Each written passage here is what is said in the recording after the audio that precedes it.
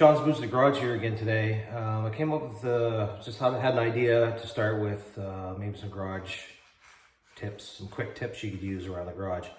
The first thing I thought of was making gaskets. I was just thinking, like, you're home, working on your car, ATV, snowmobile, dirt bike, whatever it is, and it's the weekend, no stores are open, and you need a gasket for something. Like maybe your crankcase is leaking, or you had it apart and the store's not open for you to get a gasket. Well, there's ways to make that, and you don't need really special tools to do it. I don't really have anything that needs a gasket made, but I do have this piece here, and it's probably kind of a decent example because it's got some holes in it and some sharp edges. So I'll show you how to do this. Okay, so here's what you can do.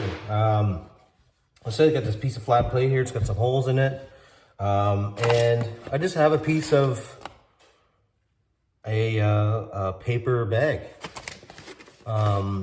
Actually, at work we don't have paper bags to cut up, but we do have rolls of brown paper like this, and we all the time use it to make gaskets. Especially if you're just holding back oil, you're not, it's not under pressure or anything. You don't need anything, super exotic or anything like it. This will do. I've even used a cereal box one time. I had to make a gasket for something years and years ago. So anyway, so this piece has a fairly sharp edge on it, so you can use that to cut with. What you do is you take your ball peen hammer and you just go around the edge. If you notice, I'm just doing like glancing blows.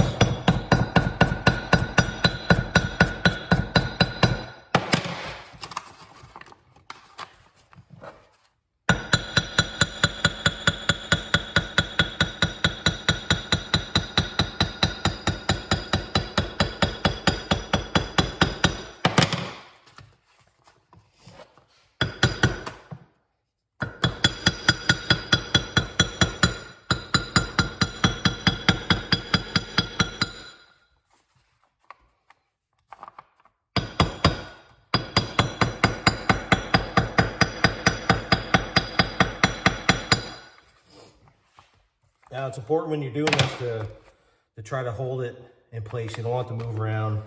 I'm just going to get this sort of the major part of it away first, and then one of the tricks you can do is when you cut this hole out, is you can drop a bolt down through it, and that'll sort of help you to keep it in place too. Or if you have a magnet, you can stick a magnet on it, whatever you want to do to hold it in place.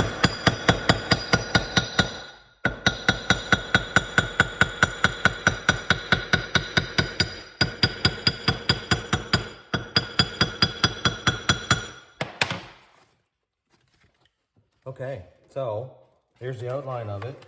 It's not completely cut, but just sort of work around and you can tear the last little bit of it.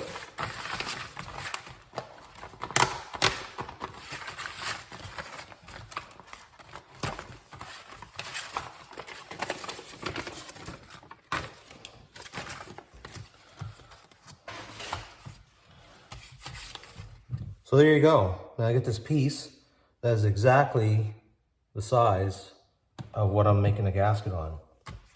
The next thing you do is the holes. So then you use the round end of the ball peen. Same deal.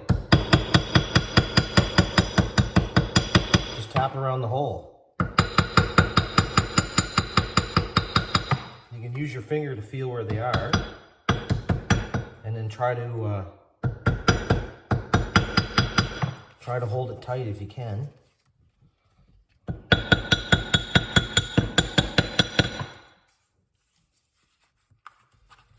There's one right there.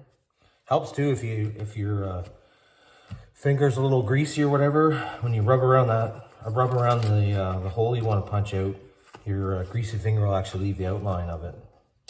My hands are My hands are clean right now, but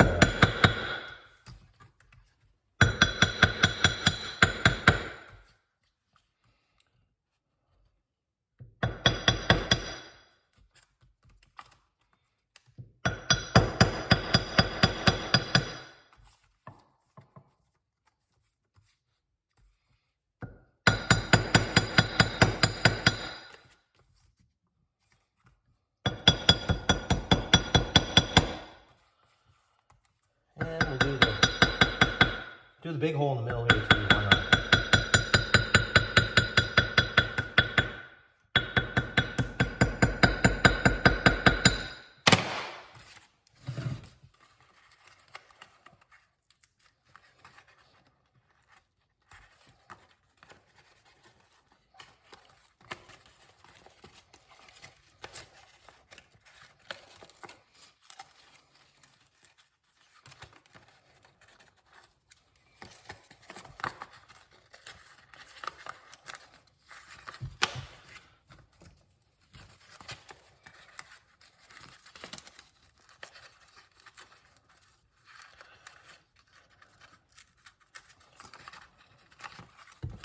And just like the other cut I did, these they're not cut all the way around, but they're sort of mostly done, and you just gotta rip the pieces out.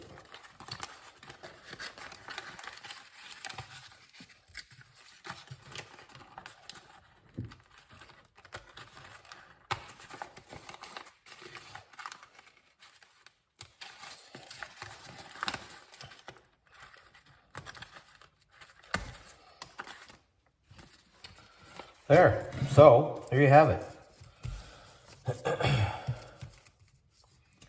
There's a gasket that's essentially perfectly matched to whatever you're trying to make it to, whether cover or whatnot. Now, this is steel, so I wasn't too worried about damaging the edges or anything. If you're using aluminum, of course you want to be a little more careful.